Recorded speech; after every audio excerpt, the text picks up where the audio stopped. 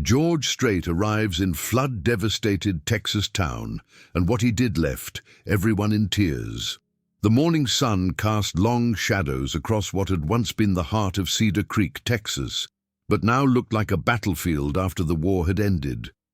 Mike Callahan stood knee-deep in the muddy remains of his living room, holding a waterlogged photograph that had somehow survived the catastrophe that had swallowed his entire world in just 24 hours. The image showed him standing beside George Strait at a benefit concert in 1998, both men smiling, unaware that this moment would become one of Mike's most treasured memories. "Sweet Jesus," Mike whispered, his voice breaking as he surveyed the destruction around him. The floodwaters had receded 3 days ago, leaving behind the apocalyptic landscape of twisted metal, splintered wood, and dreams buried under layers of thick, suffocating mud. His 2-story house, where he had lived for 3 decades, was now nothing more than a skeleton of rotting beams and broken promises. The piano that had belonged to his father, the instrument that had sparked his lifelong love affair with music, lay on its side like a wounded animal, its ivory keys scattered across the floor like broken teeth. But it was the loss of his compositions that cut deepest into his soul. 40 years of musical creation, handwritten notes that captured the essence of small-town Texas life, melodies that spoke of love found and lost, of dreams that soared and crashed, of the unbreakable spirit of ordinary people doing extraordinary things. All of it was gone, dissolved into the merciless brown water that had swept through Cedar Creek like the hand of an angry god. Mike had been the music teacher at Cedar Creek Elementary for 32 years, watching generations of children discover the magic hidden in 6 strings and a melody. He had seen shy kids transform into confident performers, watched troubled teenagers find their voice through song, and guided countless young souls toward the healing power of music. His classroom had been more than just a place of learning. It had been a sanctuary where the children of farmers, mechanics, and shop owners could dream of stages and spotlights, of Nashville and the Grand Ole Opry. The flood had taken that too. The school building stood like a gutted monument to better times, its windows blown out, its walls stained with the high water mark that reached nearly to the ceiling. The instruments he had collected over the years, many of them donated by former students who had made it big in the music world, were now twisted sculptures of rust and decay. The small stage where his students had performed their first tentative songs was buried under a mountain of debris that would take weeks to clear. If you're watching this story unfold and feeling your heart break for Mike and the people of Cedar Creek, we'd love to hear from you. Please subscribe to our channel, share your thoughts in the comments, and let us know where you're watching from. Stories like this remind us that even in our darkest moments, hope can find a way to shine through, and we believe that together we can all learn something powerful from what's about to unfold. As Mike picked his way through the wreckage of his life, he couldn't help but think about the last conversation he'd had with his students before the evacuation order came. 8-year-old Emma Rodriguez had been practicing Blue Eyes Crying in the Rain for the spring concert, her tiny fingers stumbling over the chord changes, but her voice carrying a wisdom that seemed impossibly old for someone so young.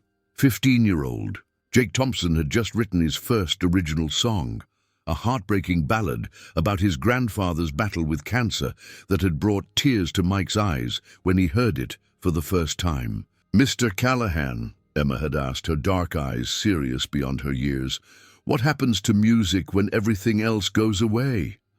Mike had smiled and knelt down to her level, his weathered hands gently adjusting her guitar position. "Music lives. In here, sweetheart," he had said, pointing to her heart. "Water can't wash it away, wind can't blow it down, and time can't make it fade. As long as there are people who need to feel something beautiful, music will find a way to survive." Now, standing in the ruins of everything he had built, Mike wondered if he had been lying to that little girl. How could music survive when there was no place left to play it, no instruments left to make it, no hope left to sustain it? The floodwaters had not just destroyed buildings and belongings, they had washed away the very soul of Cedar Creek, leaving behind a community so broken that many families were already talking about moving away, starting over somewhere else, somewhere safer. The town had been devastated, not just by the flood, but by the complete failure of its leadership. Mayor Richard Townsend, a slick businessman who had moved to Cedar Creek 5 years ago with promises of progress and prosperity, had focused all his attention on developing the affluent north side of town, where the land was higher and the houses were newer. The older neighborhoods, where families like Mike's had lived for generations, had been left to fend for themselves with outdated drainage systems and emergency plans that existed only on paper. When the National Weather Service had issued the flash flood warning, Townsend had been at a campaign fundraiser in Dallas, 200 miles away from the community he had sworn to protect. The evacuation order had come too late, the emergency shelters had been inadequate, and the recovery efforts had been focused on the commercial district and the wealthy neighborhoods, while the working-class families who needed help the most were left to dig themselves out of the mud. Mike had tried to stay positive, tried to be the voice of hope that his students and neighbors needed to hear. He had organized cleanup crews, distributed supplies, and even set up a small camp in the ruins of the school where displaced families could get a hot meal and a safe place to sleep. But with each passing day, as the reality of their situation became clearer, Mike felt his own hope beginning to crack like the foundation of his destroyed home. The breaking point came when he decided to attend one of Mayor Townsend's press conferences held in the parking lot of the damaged City Hall.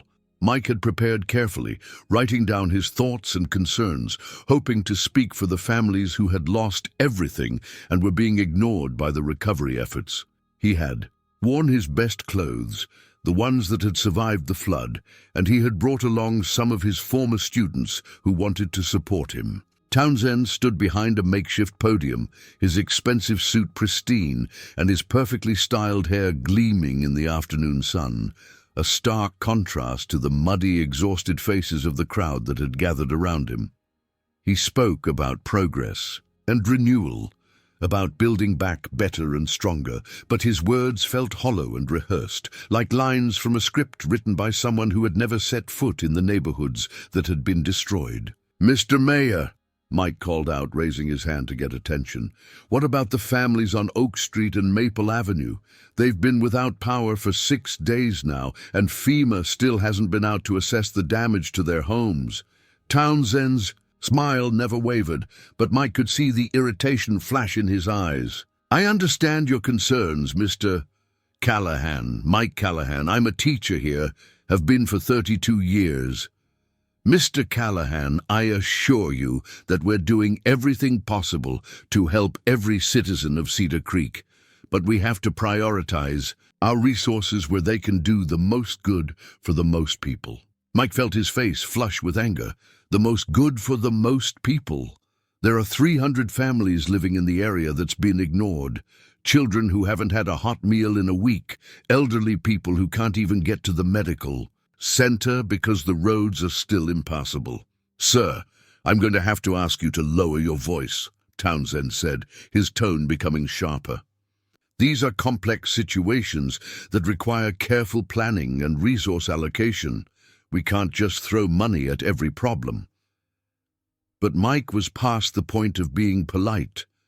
32 years of teaching had taught him to recognize when someone was lying, and Richard Townsend was lying through his perfectly capped teeth. The anger that had been building inside him for days finally found its voice. "Complex situations." Mike stepped forward, his voice rising.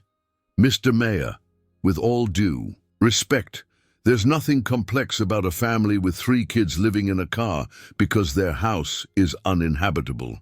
There's nothing complex about elderly people who can't get their medications because the pharmacy is closed and the nearest one is 40 miles away.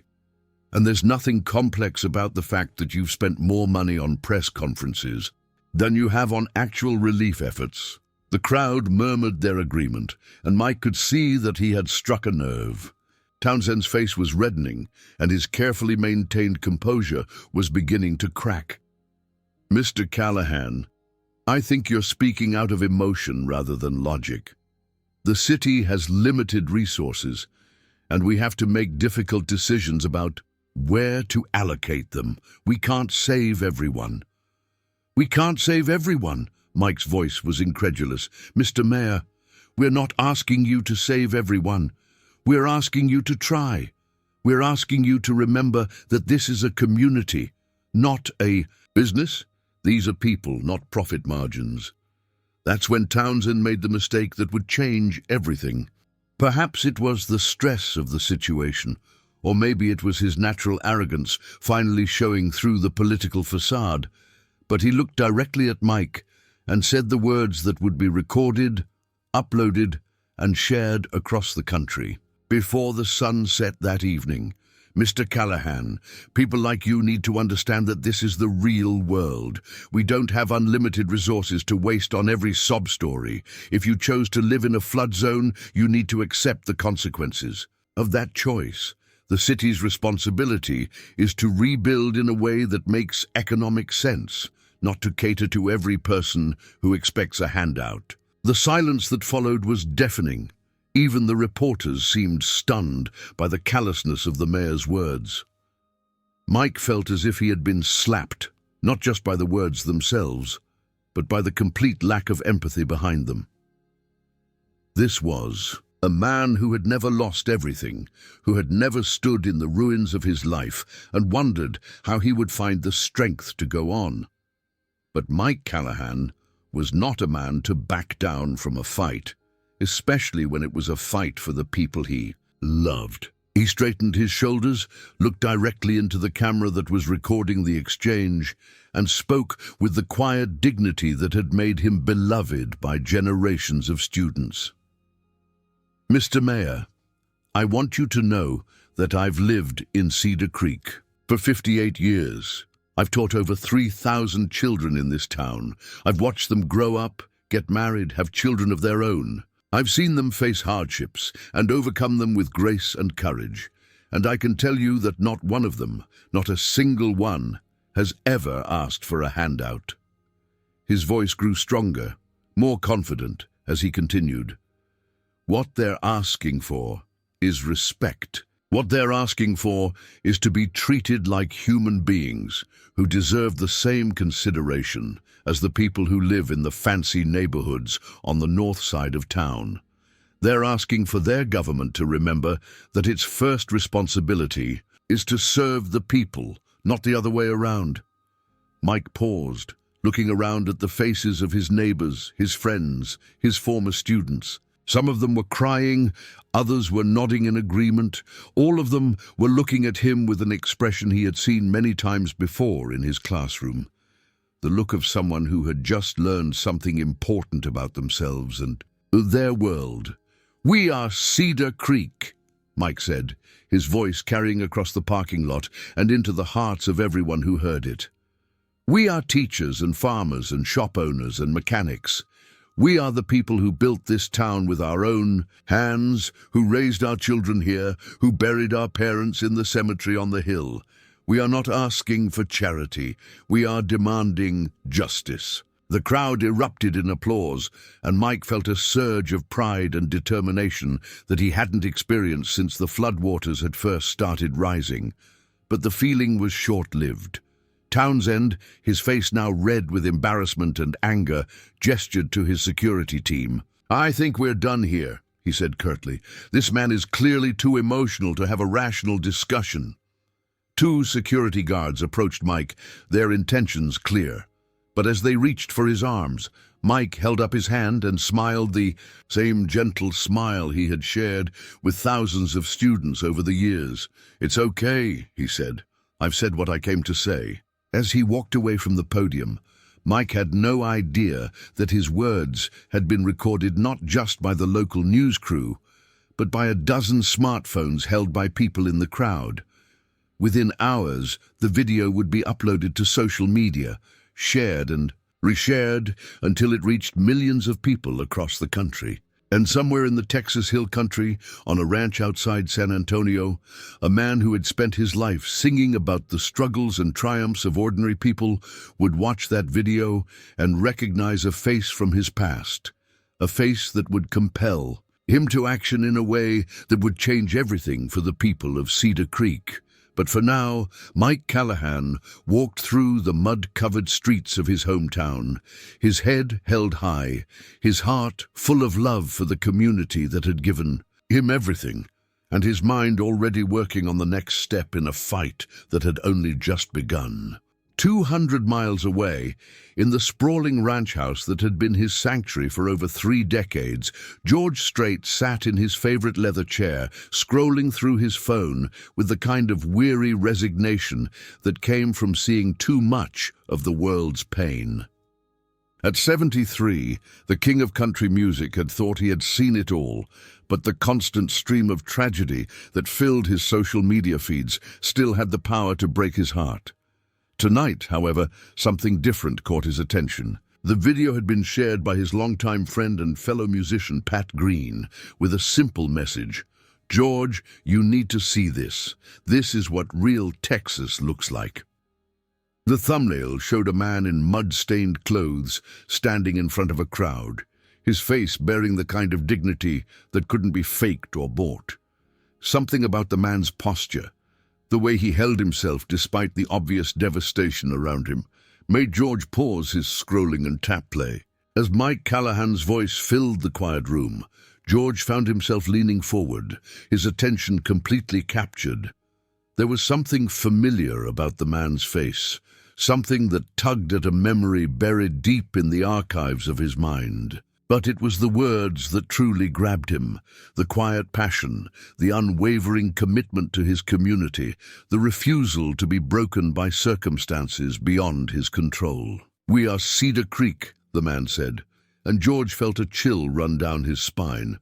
"We are teachers and farmers and shop owners and mechanics. We are the people who built this town with our own hands, who raised our children here, who buried our parents in the cemetery on the hill. We are not asking for charity. We are demanding justice." George watched the video 3 times, each viewing revealing new layers of emotion and meaning. The man's face became clearer with each replay, and suddenly, like a bolt of lightning, splitting the Texas sky, the memory hit him with startling clarity. Cedar Creek, a small town gig in 1998. A shy music teacher who'd approached him after the show, carrying a folder of handwritten sheet music and wearing the kind of nervous smile that spoke of dreams held close to the heart. "Mr. Strait," the man had said, his voice trembling with excitement and fear. "I'm Mike Callahan. I teach music at the elementary school here. I've written some songs about our town, about the people who live here, and I was wondering, I know it's probably impossible, but—" George had taken the folder, expecting to find the usual collection of amateur attempts at songwriting that fans sometimes shared with him. Instead, he had discovered something remarkable, songs that captured the essence of small-town Texas life with the authenticity and emotional depth that professional songwriters spent years trying to achieve. One song in particular, "Cedar Creek Morning," had moved him so deeply that he had recorded it as a hidden track on his next album. Now, 25 years later, George was looking at that same man standing in the ruins of the town that had inspired the song. The irony was not lost on him. Cedar Creek Morning had been about the quiet beauty of a community where everyone knew each other's names, where children played in streets lined with old oak trees, where the sound of church bells on Sunday morning carried the promise of another peaceful week in paradise. The Cedar Creek in the video bore no resemblance to the place Mike Callahan had written about with such love and tenderness. This was a town that had been gutted by nature and abandoned by its leaders, a community hanging by a thread while politicians played games with their lives.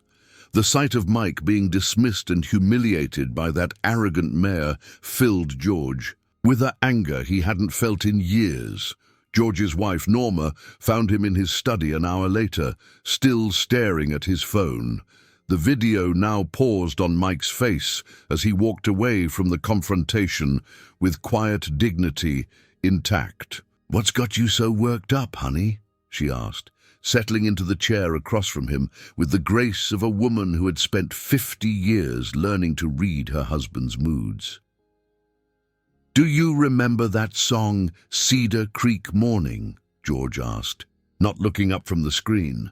"The one I recorded back in '98. Norma nodded. "Of course. You always said it was one of your favorites, even though most people never heard it because it was buried at the end of the album." "The man who wrote it is named Mike Callahan. He's a music teacher in Cedar Creek, Texas. Was a music teacher. His school was destroyed in a flood, along with everything else he owned." George finally looked up, his eyes bright with unshed tears. "Norma, this man gave me one of the most beautiful songs I've ever recorded, and I never properly thanked him. I never even sent him a royalty check." "George Harvey Strait," Norma said, using his full name in the tone she reserved for moments when she needed to cut through his self-recrimination. "You have spent your entire career helping people. You've raised more money for disaster relief than any other entertainer in Texas. You can't save everyone, and you can't feel guilty about every good deed you didn't do." "But this is different," George insisted, standing up and beginning to pace the room in the restless way that always signaled he was working through a problem. "This man's song helped me connect with audiences in a way I never had before. Cedar Creek Morning taught me how to write about small-town life with real authenticity instead of just cliches and stereotypes. His words made me a better songwriter." George stopped pacing and turned to face his wife, his decision already made. And now his town is destroyed. He's lost everything, and some politician is treating him like garbage on camera. I can't just sit here and do nothing. Norma studied her husband's face, seeing the familiar fire that had driven him to the top of the country music world and kept him there for over 4 decades. When George Strait made up his mind about something, particularly when it involved helping people, there was no point in trying to talk him out of it. "What are you thinking about doing?" she asked, though she already suspected the answer. "I'm thinking about taking a trip to East Texas," George said, reaching for his phone. "I'm thinking about calling some friends who might want to help.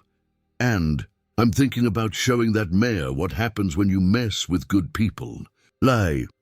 Within an hour, George's phone was buzzing with calls and text messages. Word had spread through the tight-knit community of country music stars, and the response was overwhelming. Casey Musgraves, who had grown up in nearby Golden, offered to organize a supply drive. Brad Paisley promised to send his tour crew to help with construction. Miranda Lambert pledged to cover the cost of rebuilding the school's music program. Even Keith Urban, calling from Nashville, offered to fly in with supplies and equipment. But George knew that celebrity involvement, while well-intentioned, could sometimes create more problems than it solved. This wasn't about publicity or photo opportunities. This was about one man helping another, about honoring a debt that had been 25 years in the making, about showing a community that someone cared enough to show up when it mattered most. "I want to do this quietly," George told his manager, Tom, during a conference call that stretched past midnight. "No press releases, no advance notice, just show up with what they need and get to work." "George, you can't just show up in a disaster zone without coordination," Tom argued. "There are logistics to consider, insurance issues, safety concerns." "Then handle the logistics," George replied, his voice carrying the quiet authority that had made him one of the most respected figures in country music. "I don't care what it costs or how complicated it gets. I'm going to Cedar Creek, and I'm going to help those people rebuild their town. The next morning, George was on the phone with contractors, supply companies, and relief organizations, using his name and influence to cut through red tape and expedite orders. He called in favors from friends in the construction business, arranged for heavy equipment to be transported to Cedar Creek, and personally guaranteed payment for enough building materials to reconstruct half the town. By noon, he had assembled a convoy of vehicles that would make a military operation proud, trucks loaded with lumber, roofing materials, and concrete blocks, trailers carrying generators, tools, and construction equipment, vans filled with food, water, and medical supplies, and at the head of the convoy, George's own pickup truck loaded with the most important cargo of all, hope. As the convoy rolled through the Texas countryside towards Cedar Creek, George thought about the song that had started it all. Cedar Creek Morning had been about more than just a place. It had been about the idea that communities could take care of each other, that neighbors were more than just people who happened to live nearby, that there was still magic in the simple act of humans caring for other humans. The Cedar Creek that awaited them might be broken, but George was determined to help Mike Callahan and his neighbors rebuild not just their homes, but their faith in the possibility that tomorrow could be better than today. And in doing so, he would finally repay a debt that had been growing with interest for 25 years. The sun was setting as the convoy crested the hill overlooking Cedar Creek, and George got his first real look at the devastation that had befallen the town, that had inspired one of his most cherished songs. The sight was worse than he had imagined. Entire neighborhoods reduced to rubble, streets still clogged with debris, and over it all the smell of mud and decay that spoke of dreams, deferred, and hope nearly extinguished. But George Harvey, Strait had not become the king of country music by backing down from challenges. He had built his career on songs about ordinary people doing extraordinary things, about communities pulling together in times of crisis, about the unbreakable spirit of the American heartland. Now it was time to prove that those songs were more than just entertainment. They were a blueprint for how to live. Somewhere in the ruins below, Mike Callahan was probably wondering if anyone cared about Cedar Creek, if anyone remembered that they existed, if anyone would come to help them rebuild their shattered world. In a few hours, he would have his answer, and the answer would come in the form of a 73-year-old country music legend who had never forgotten the gift of a beautiful song and the man who had written it with love for a town that deserved so much better than it had received. As the convoy began its descent into Cedar Creek, George Strait smiled for the first time in days. Tomorrow, the real work would begin. The morning sun was just beginning to paint the eastern sky with soft shades of pink and gold when Mike Callahan made his way to what had once been his backyard garden. The flood had turned his carefully tended vegetable patch into a wasteland of twisted metal and rotting debris, but something had survived. A single sunflower, its bright yellow petals, defiant against the grey landscape of destruction. He knelt beside it, his weathered hands gentle as he cleared away the mud and garbage that threatened to choke the life from this small miracle. Even in the darkest times, something beautiful finds a way to grow, he whispered to himself, remembering the words he had spoken to his students countless times over the years. The irony wasn't lost on him. Here he was, trying to convince himself of the very hope he had always preached to others. The sound of engines rumbling in the distance made him look up from his work. At first, he thought it might be another convoy of news trucks coming to document the ongoing misery of Cedar Creek for the evening broadcasts. The media had been relentless in the days following his confrontation with Mayor Townsend, turning him into an unwilling symbol of small-town resilience. But as the vehicles grew closer, Mike realized this was something different entirely. The lead truck was a simple pickup, nothing fancy or media-ready about it. Behind it followed a convoy that seemed to stretch for miles. Construction vehicles, supply trucks, trailers loaded with equipment, and pickup trucks filled with people who looked like they had come to work, not to take pictures. Mike stood slowly, his heart beginning to race as he tried to make sense of what he was seeing. The pickup truck pulled to a stop in front of the remains of his house, and Mike watched in stunned silence as a tall, lean figure in work clothes and a cowboy hat stepped out.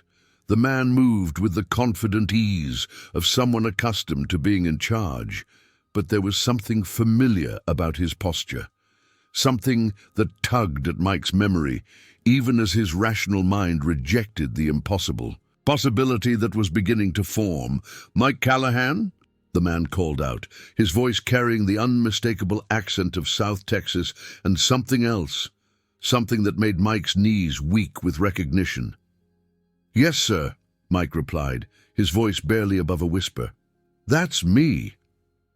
The man approached, pulling off his hat to reveal a face that had graced album covers and concert posters for over 4 decades. George Strait extended his hand with a smile that was both humble and determined. "I'm George Strait," he said, as if Mike might not recognize one of the most famous faces in country music. "I believe you and I have some unfinished business."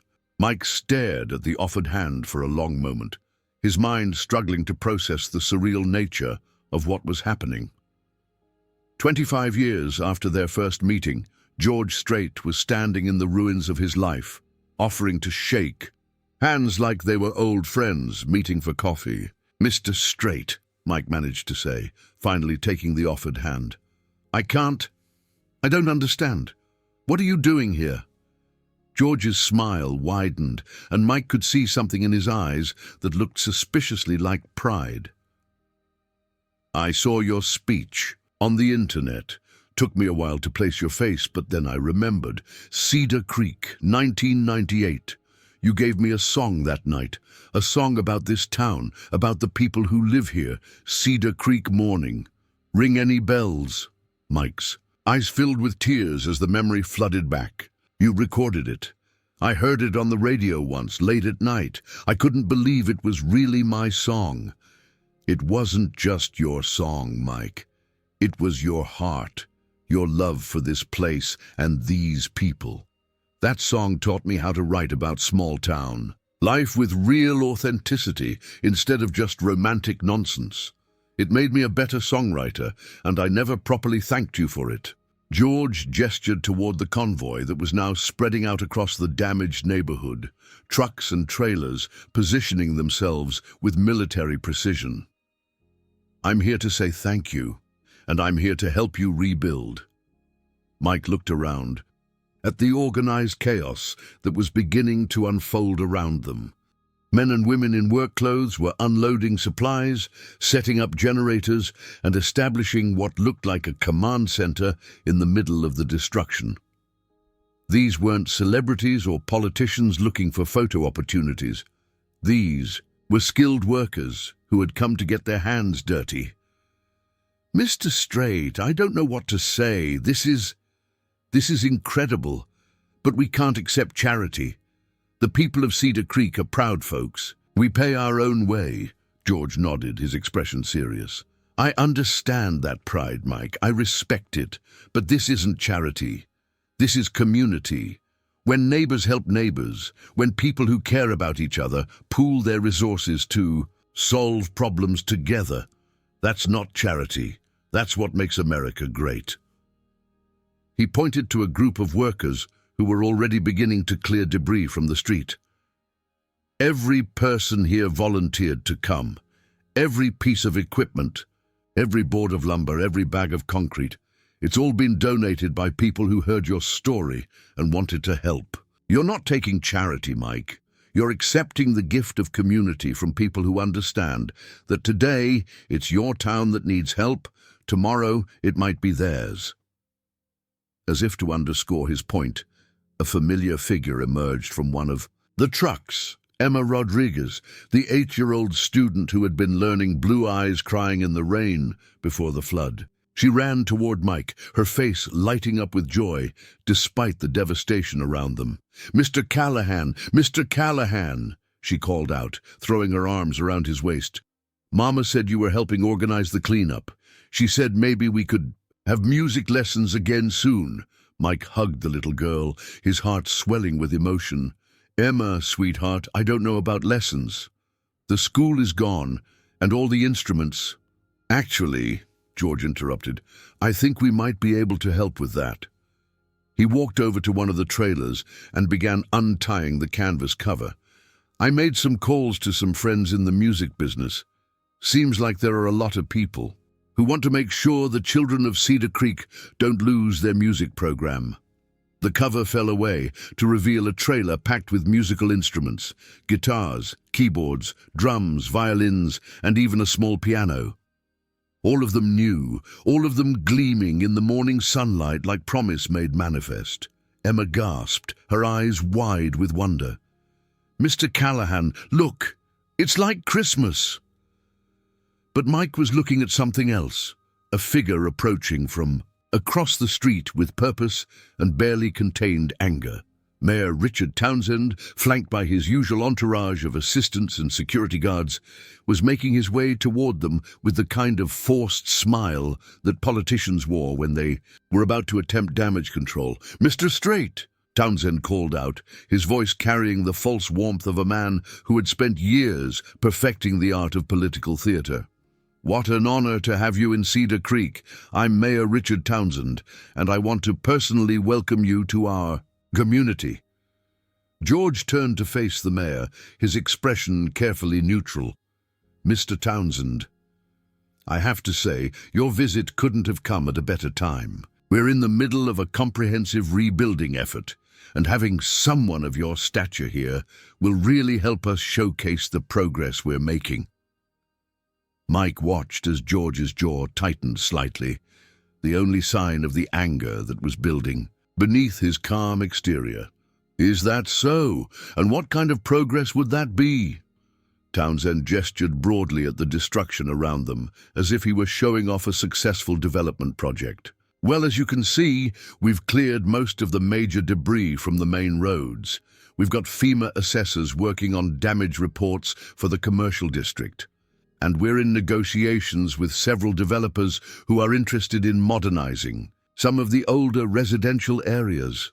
"Modernizing," George repeated, his voice flat. "You mean getting rid of the people who've lived here for generations so you can build something more profitable?" "Now, Mr. Strait, I wouldn't put it quite that way.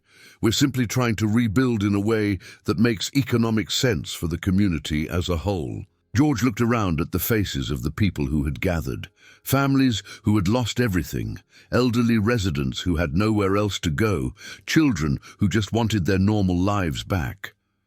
These weren't statistics or demographics to be managed.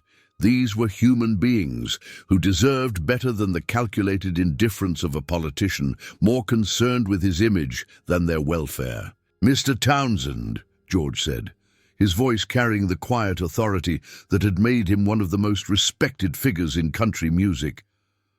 "I've been traveling around Texas for over 40 years, playing music for people in towns just like this. 1. I've seen communities that stick together and take care of each other, and I've seen communities that fall apart because their leaders forgot that government is supposed to serve the people, not the other way around." The mayor's smile was beginning to look strained. "I appreciate your perspective, Mr. Strait, but running a city requires making difficult decisions based on financial realities." "Financial realities?" George's voice was rising now, and Mike could see that the famous country star's patience was wearing thin. "The financial reality is that you've got families living in cars while you worry about property values. The financial reality is that you've got elderly people who can't get their medications while you focus on commercial development. The financial reality is that you've got a man like Mike Callahan, who has given his life to this community, being treated like garbage while you pose for cameras." The crowd that had gathered was murmuring their agreement, and Mike could see That Townsend was beginning to realize that this wasn't going to be the photo opportunity he had expected. "Mr. Strait, I think you may have gotten some inaccurate information about our recovery efforts. We're doing everything we can within the constraints of our budget and available resources." George stepped closer to the mayor, his voice dropping to a level that was somehow more intimidating than if he had been shouting. "Mr. Townsend, I've done my homework. I've seen the budget reports, the recovery plans, the insurance assessments. I know exactly how much money has been allocated for different parts of town, and I know exactly how much of that money has actually been spent helping people." He paused, letting that sink in before continuing. "I also know about the no-bid contracts that went to companies owned by your campaign contributors. I know about the federal relief funds that were supposed to go to emergency housing, but got diverted to infrastructure projects in the affluent neighborhoods. And I know about the families who are still waiting for help while you plan ribbon-cutting ceremonies for buildings that don't exist yet." The mayor's face was flushed with anger and embarrassment. "Mr. Strait, I don't know who's been feeding you this information, but—" "Mike Callahan has been feeding me this information," George interrupted, "along with about 24 other residents who have been trying to get your attention for weeks. People who have been ignored, dismissed, and in some cases, publicly humiliated by their own elected officials." George turned to address the crowd that had gathered, his voice carrying the same passion that had made him a country music legend. "I came here today to help a community that has been abandoned by people who were supposed to protect them. I came here to show support for a man who has spent his life caring for others and deserves to be cared for in return. And I came here to prove that when good people work together, there's no problem that can't be solved." He looked back at Townsend, his expression hardening. "What I didn't come here to do is provide cover for a politician who has failed his constituents. So here's what's going to happen, Mr. Mayor. You're going to get out of our way and let us do the work that should have been done weeks ago. And if you try to interfere or turn this into some kind of publicity stunt, I'll make sure every news outlet in Texas knows exactly how you've been treating the people of Cedar Creek." The silence that followed was broken by the sound of applause, starting with Emma Rodriguez and spreading through the crowd until it became a roar of approval. Mike watched as Mayor Townsend retreated with his entourage, his tail between his legs, and felt something he hadn't experienced since the flood: hope. But even as the crowd celebrated, Mike couldn't shake the feeling that this was just the beginning. Townsend wasn't the type of man to accept defeat gracefully, and there would be consequences for what had just happened. The real test would come in the days and weeks ahead, when the cameras were gone and the hard work of rebuilding began in earnest. For now, though, Mike was content to stand beside George Strait and watch as volunteers began the process of transforming Cedar Creek from a symbol of abandonment into a testament to the power of community. The single sunflower in his garden had found a way to survive against all odds. Perhaps his town could do the same. 3 weeks had passed since George Strait's arrival in Cedar Creek, and the transformation was nothing short of miraculous. Where, once there had been only destruction and despair, now there was the sound of hammers and saws, the rumble of cement mixers, and most importantly, the sound of laughter. Children played in cleared lots while their parents worked alongside volunteers to rebuild their homes. The elderly sat on newly constructed porches, sharing stories and cold lemonade with workers who had traveled from across the state to help. Mike Callahan stood in the doorway of what would soon be the new Cedar Creek Community Music Center, watching as a team of volunteers installed soundproofing in what would become the main rehearsal room. The building had risen from the foundation of the old school's gymnasium, but it was bigger now, better equipped, and designed specifically to nurture the musical talents of the community's children. "It's something, isn't it?" George Strait said, approaching with 2 cups of coffee and the satisfied expression of a man who had spent the morning doing honest work. His famous hands were calloused now from weeks of construction labor, and his face was tanned from long days in the Texas sun. "I keep thinking I'm going to wake up and find out this was all a dream," Mike replied, accepting the coffee gratefully. "6 months ago, I was struggling to keep my music program alive with donated instruments and makeshift equipment. Now we're building a facility that's better than anything I ever imagined." George nodded toward the far wall where a group of local teenagers was carefully installing a plaque that read, "Callahan Music Center, where every voice finds its song." "You've earned this, Mike. 32 years of teaching, of believing in these kids, of fighting for music education when everyone else said it wasn't practical or profitable. This isn't charity, it's recognition." Mike felt tears prick his eyes as he watched Jake Thompson, the 15-year-old who had written the song about his grandfather's cancer battle, carefully positioning the plaque. Jake had been one of the most dedicated volunteers during the reconstruction.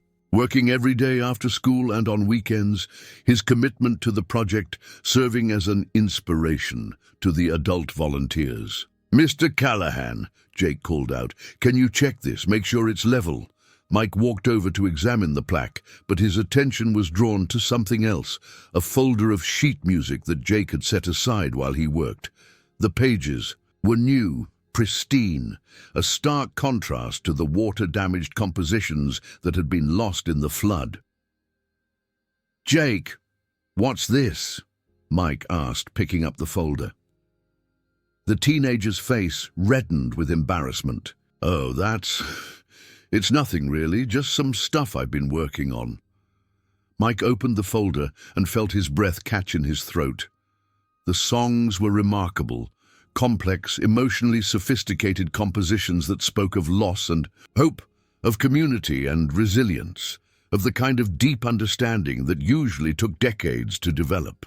But what made them truly extraordinary was that they were all about Cedar Creek, about the people who lived here, about the flood and the recovery, and the way tragedy had ultimately brought them closer together. "Jake, these are incredible. How long have you been working on this?" "Since the flood started," Jake admitted. "I couldn't sleep for weeks after it happened. Every time I closed my eyes, I kept seeing our house going underwater, kept hearing my mom cry when she thought no one was listening. So I started writing. It was the only way I could make sense of what was happening to us." George, who had been listening to the conversation, moved closer to look at the sheet music. "Mind if I take a look?" Jake nodded nervously as George studied the compositions, his experienced eye taking in the sophisticated chord progressions and lyrical content. After several minutes, he looked up with an expression of genuine amazement. "Son, these are professional quality songs.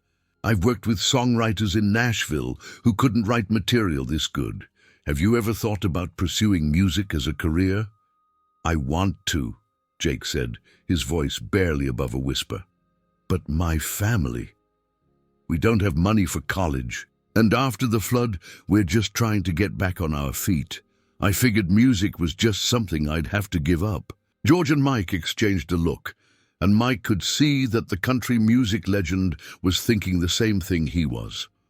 This boy had a gift that couldn't be allowed to go to waste, not when it was so clearly meant to be shared with the world. "Jake," George said, "what if I told you that there might be another way? What if there was a scholarship program specifically for young musicians from small towns like Cedar Creek?" Before Jake could respond, the sound of vehicles approaching interrupted the conversation. Mike looked out the window to see a convoy of black SUVs pulling up to the construction site, their tinted windows and official license plates suggesting government business of some kind. "That doesn't look good," George muttered, his expression darkening. The vehicles disgorged a small army of men and women in suits, led by a figure that Mike recognized with a sinking heart, Mayor Richard Townsend, flanked by what appeared to be federal agents and carrying a folder thick with official documents. "Mr. Strait, Mr. Callahan," Townsend called out, his voice carrying the false authority of a man who had spent weeks plotting his revenge. "I need to speak with you immediately." George and Mike walked outside to meet the delegation, and Mike could see from the expressions on the faces of the volunteers that word was spreading quickly through the construction site. Work was grinding to a halt as people stopped what they were doing to watch the confrontation that was clearly about to unfold. "Mr. Townsend," George said, his voice carefully controlled, "to what do we owe the pleasure?" "I'm here on official business, Mr. Strait. It has come to my attention that this construction project is proceeding without proper permits, without environmental impact assessments, and without compliance with federal disaster relief regulations." The mayor held up the folder he was carrying. "I have here stop work orders for every building on this site, as well as citations for violations of construction codes, zoning regulations, and tax assessments. All work must cease immediately until these issues are resolved." Mike felt his heart sink as he realized what was happening. Townsend, unable to challenge George Strait politically or personally, had turned to bureaucratic warfare. The web of regulations and permits that governed construction projects was complex enough that a determined official could find violations in almost any project, especially one that had been organized quickly in response to an emergency. "Mr. Townsend," George said, his voice rising with anger, "these people have been without homes for months. You're going to stop construction on a technicality." "I'm enforcing the law, Mr. Strait. The same law that applies to everyone, regardless of their celebrity status or their ability to attract media attention." George stepped closer to the mayor, his famous composure finally cracking. "This is about revenge, isn't it? You can't stand the fact that we exposed your corruption and incompetence, so you're taking it out on innocent people." "I'm simply doing my job," Townsend replied, his smile cold and calculated. "If you have a problem with the legal requirements for construction in this city, you're welcome to take it up with the courts. In the meantime, all work stops now." The federal agents, who had been silent throughout the exchange, stepped forward and began posting official notices on the construction equipment. Mike watched in horror as weeks of progress ground to a halt, as volunteers who had donated their time and energy began to pack up their tools with expressions of confusion and anger. But it was the look on Jake Thompson's face that broke Mike's heart. The teenager stood holding his folder of compositions, his eyes filling with tears as he watched his dreams of a proper music center disappearing before his eyes. "This isn't over," George said, his voice carrying a promise that sounded more like a threat. "You can hide behind your regulations and your bureaucrats, but you can't hide from the truth. This community deserves better than you, and they're going to get it."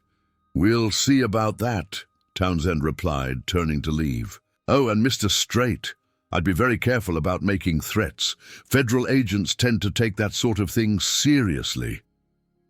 As the convoy of government vehicles drove away, Mike stood in the sudden silence that had fallen over the construction. A sight. The volunteers were packing up their equipment. The half-finished buildings stood like monuments to interrupted dreams, and the children who had been playing in the cleared lots were asking their parents questions that had no good answers. "Oh, what do we do now?" Mike asked, the weight of defeat heavy in his voice. George was quiet for a long moment, his eyes scanning the faces of the people who had put their trust in him.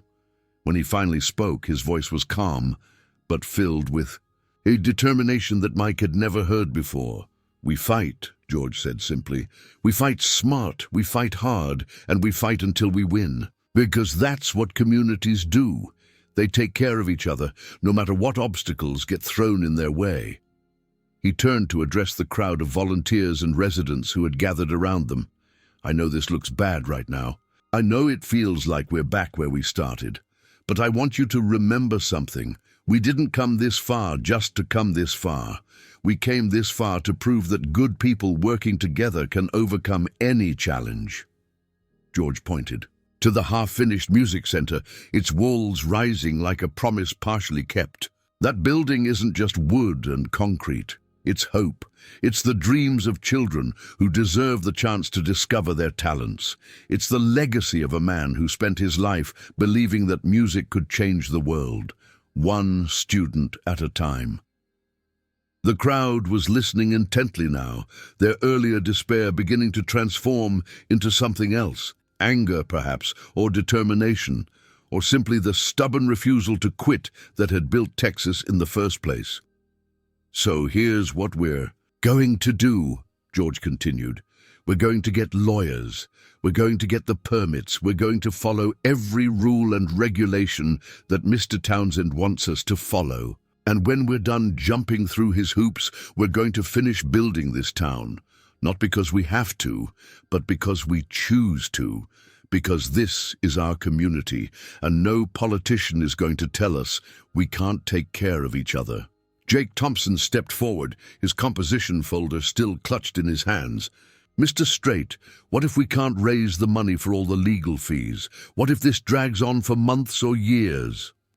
George smiled, and for the first time since the government agents had arrived, Mike saw hope flickering in the faces around him. "Son, I've been in the music business for over 40 years. I've learned a thing or two about putting on a show, and I think it's time Cedar Creek had a concert that nobody will ever forget." As the sun began to set over the half-built town, Mike realized that this was far from over. In fact, it was just beginning. The real battle wasn't about permits and regulations. It was about the soul of a community, about the right of ordinary people to help each other, about the power of music to heal wounds that seemed too deep to mend. And somewhere in the growing darkness, he could almost hear the sound of a song beginning to take shape, a song that would soon echo across Texas and beyond, carrying with it the voices of a community that refused to be silenced. 6 months later, the entire landscape of Cedar Creek had been transformed in ways that no one could have imagined. The legal battle had been fierce and expensive, but George Strait had kept his word. A team of the best lawyers in Texas had systematically dismantled every bureaucratic obstacle that Mayor Townsend had thrown in their way. Environmental impact studies had been completed in record time, permits had been obtained through proper channels, and construction had resumed with a vengeance. That spoke of a community determined to prove that hope was stronger than hatred. But the real transformation had come from something far more powerful than legal victories or construction permits. It had come from the music. The idea had started small, a simple benefit concert to raise money for the legal fees and construction costs. But as word spread throughout the country music community, the event had grown into something unprecedented. What was now being called the Cedar Creek Music Festival had attracted not just George Strait, but an all-star lineup that read like a who's who of country music royalty. Miranda Lambert, Keith Urban, Casey Musgraves, Brad Paisley, and dozens of other stars had committed to performing, all of them donating their time and talent to a cause that had captured the imagination of the entire nation. Mike Callahan stood on the stage of the newly completed Cedar Creek Community Music Center, looking out at a crowd that stretched as far as the eye could see. 30,000 people had descended on this small Texas town, transforming it into a temporary city of music lovers, volunteer workers, and media representatives from around the world. The economic impact alone would be enough to sustain Cedar Creek for years to come. But Mike knew that the real value of this day went far beyond money. "Ladies and gentlemen," George Strait's voice boomed across the crowd, "I want to tell you about a man who has spent his entire life believing that music could change the world. His name is Mike Callahan, and he's the reason we're all here today." The crowd erupted in applause, and Mike felt his cheeks burn with embarrassment and pride. He had never asked for this kind of attention, had never wanted to be the center of such a massive event. But as he looked out at the faces in the audience, families who had traveled from across the country, young musicians who had come to learn and be inspired, elderly couples who remembered when country music was about community and shared values. He understood that this was about something much bigger than him. 32 years ago, George continued, Mike started teaching music to the children of Cedar Creek. He believed that every child deserved the chance to discover their voice, to find their song, to understand that they had something beautiful to contribute to the world. Over the years, he taught thousands of students, and many of them went on to successful careers in music. But more importantly, he taught them that music was about more than entertainment. It was about connection, about community, about the power of human beings to lift each other up through the darkest times. The crowd was quiet now, listening intently as George told the story of the flood, the destruction, the abandonment by local officials, and the community's determination to rebuild. Mike had heard the story many times over the past months, but it never failed to move him.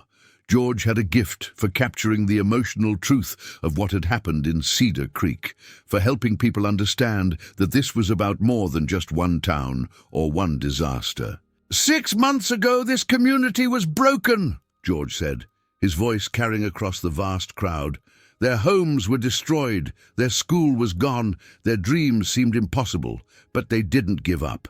They didn't accept defeat. They came. Together, they worked together, and they proved that when good people refuse to quit, miracles can happen. Mike looked around at the evidence of those miracles. The Cedar Creek Community Music Center was now a reality, its state-of-the-art, recording studio and performance spaces rivaling anything in Nashville. The town itself had been completely rebuilt, with new homes that were not only beautiful, but also designed to withstand future floods. The old divisions between rich and poor neighborhoods had been eliminated, replaced by a community where everyone was a neighbor and everyone mattered. But perhaps most importantly, the town had attracted new residents, young families drawn by the story of Cedar Creek's resilience, retirees who wanted to be part of a community that valued mutual support, and musicians who saw the town as a place where they could develop their craft in an environment that truly appreciated artistic expression. And now, George said, his voice rising with excitement, I want to introduce you to some of the young people who represent the future of Cedar Creek. These are students who have been working with Mike Callahan and other volunteer instructors, developing their talents and preparing for careers in music. Ladies and gentlemen, please welcome the Cedar Creek Youth Orchestra. The crowd erupted as 40 young musicians took the stage, their instruments gleaming in the afternoon sun. Mike recognized every face. Some were his former students who had returned for the festival. Others were newcomers who had joined the music program during the reconstruction. At the center of the group, holding a guitar and wearing a nervous smile, was Jake Thompson. The performance that followed was nothing short of magical. The young musicians played a medley of songs that told the story of Cedar Creek. Traditional country ballads, original compositions written by the students themselves, and finally, a stunning arrangement of Cedar Creek Morning, the song that had started it all. Jake stepped forward for a solo performance of one of his own compositions, a haunting ballad about hope rising from disaster that brought tears to the eyes of everyone in the audience. But the real surprise came when the youth orchestra was joined on stage by the professional musicians who had donated their time to the festival. George Strait, Miranda Lambert, Keith Urban and the others formed a circle around the young performers, creating a symbolic bridge between the established stars and the rising generation. Together, they performed a song that had been written specifically for the occasion, an anthem about community, resilience, and the power of music to heal and unite. As the final notes faded across the crowd, Mike felt a hand on his shoulder. He turned to see Mayor Richard Townsend standing beside him, But this was a different man from the arrogant politician who had tried to destroy their dreams. Townsend's face was drawn with exhaustion and what looked like genuine remorse. "Mr. Callahan," Townsend said, his voice barely audible above the continuing applause, "I owe you an apology. I owe this entire community an apology. I let my pride and my political ambitions blind me to what really mattered. I forgot that being a public servant means serving the public, not using them for personal gain." Mike studied the mayor's face, looking for signs of the calculated insincerity that had characterized all their previous interactions. Instead, he saw something that looked like genuine humility, the kind of brokenness that could either destroy a person or transform them into something better. "Mr. Townsend," Mike said finally, "apologies are a good start, but the real question is what you're going to do differently going forward." Townsend nodded, his eyes focused on the stage where the young musicians were taking their final bows. "I've been watching what you and Mr. Strait have accomplished here. I've seen how a community can come together when its leaders actually care about the people they serve. I want to learn from that. I want to be the kind of leader that Cedar Creek deserves." "It's not about deserving," Mike replied. "It's about choosing. Every day we all choose whether we're going to build each other up or tear each other down. Whether we're going to serve ourselves or serve something bigger than ourselves. Whether we're going to see other people as obstacles or as opportunities to do something beautiful together." As if to underscore his point, the crowd began to sing along with the final song of the festival, a simple, heartfelt anthem about the power of community that had been taught to the audience throughout the day. 30,000 voices rose together in harmony, creating a sound that was both earthly and transcendent, a reminder that music had the power to unite people across all the artificial boundaries that usually divided them. George Strait took the microphone for the final time, his voice carrying a satisfaction that came from a job well done. "Before we close today's festival, I want to make an announcement. The success of this event has been so overwhelming that we've decided to make it an annual tradition. Every year, musicians from around the world will come to Cedar Creek to celebrate the power of community, to support music education, and to prove that small towns still matter in America." The crowd erupted in applause, but George wasn't finished. "And I want to announce the establishment of the Mike Callahan Music Education Foundation, which will provide scholarships for young musicians from small towns across the country. Because what we've learned here in Cedar Creek is that talent exists everywhere, but opportunity doesn't. We're going to change that." Mike felt tears streaming down his cheeks as he realized the full scope of what had been accomplished. What had started as a personal tragedy had become a catalyst for something far greater, a movement that would touch the lives of young musicians for generations to come. Jake Thompson appeared at his side, his guitar still in hand, and his face glowing with excitement. "Mr. Callahan, I got accepted to Berklee College of Music, full scholarship through the foundation. I'm going to study music production and then come back here to help run the community center." Mike wrapped the young man in a hug, his heart full of pride and hope. "Jake, you've already helped run it. You've been the heart and soul of this place since the day we started rebuilding." As the festival crowd began to disperse, Mike walked to the edge of the stage and looked out at the town that had been transformed by tragedy into something stronger and more beautiful than it had ever been before. The buildings were new, the infrastructure was modern, and the community was more united than ever. But most importantly, the music continued. In the distance, he could hear the sound of children practicing in the music center, their voices carrying the promise of dreams yet to be fulfilled.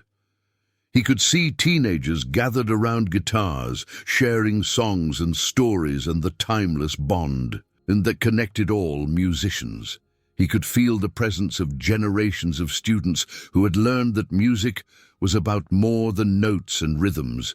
It was about the courage to be vulnerable, the willingness to share your heart with the world, and the faith that beauty could emerge from even the darkest circumstances. The single sunflower in his garden had not only survived, it had multiplied, spreading seeds that had taken root throughout Cedar Creek and beyond. And like that flower, the music that had started in a small-town classroom had grown into something that would continue to bloom long after Mike Callahan was gone, a living testament to the power of one person's belief in the transformative magic of song. As the sun set over Cedar Creek, Texas, Mike Callahan stood surrounded by the people he loved, in the town he had helped rebuild, listening to the music that would never end. And he knew that sometimes, when the world seems broken beyond repair, all it takes is one person willing to believe that tomorrow can be better than today, and the courage to help make that belief come true.